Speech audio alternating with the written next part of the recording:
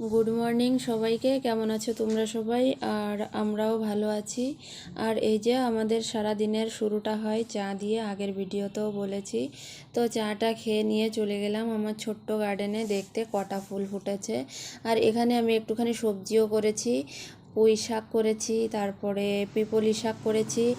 আর এই যে মাছওয়ালা ভাইয়া চলে এসেছিল মাছ বিক্রি করতে, তো মাছ বেশি একটা আমার পছন্দ হয়নি, এই জন্য আর মাছটা নিইনি, আর দামও বেশি চাচ্ছিল। আর এই যে দেখো কি রাখা হয়েছে আমাদের ঘরে।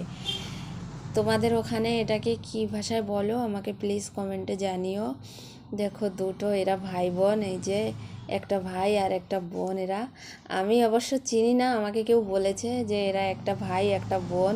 আর দেখো কীরকম করে এই যে এরা মানে এই টব থেকে বেরিয়ে যাওয়ার জন্য খুব চেষ্টা করছিল এরা।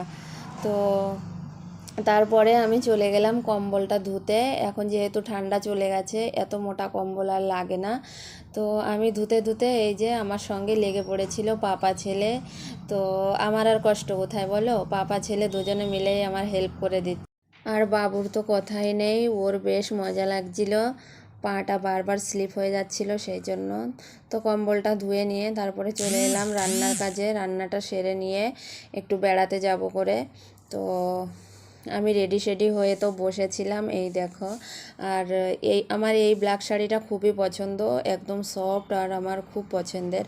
তো আমি আজকে মাঝখানে সিঁথি কেটে তারপরে সিঁদুর লাগিয়েছি, তো আমি বারবার ওটাই দেখছিলাম আমার মাঝখানে সিঁথিটা। তো অ্যাকচুয়ালি আমি এইভাবে সিঁদুর পরি না মাঝখানে সিঁথি কেটে, তো এই জন্য আমার বারবার দেখতে মন চাইছিল কেমন দেখা যাচ্ছে।